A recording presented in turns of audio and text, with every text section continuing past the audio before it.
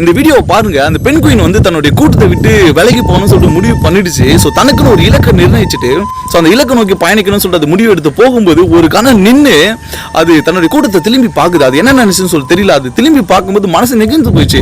இதுக்கப்புறம் திருப்பி நம்ம கடவுளை பார்ப்போமா பார்க்க மாட்டோமான்னு கூட நினைச்சிருக்கலாம் போல. இப்போ அது உயிரோடு இல்லை.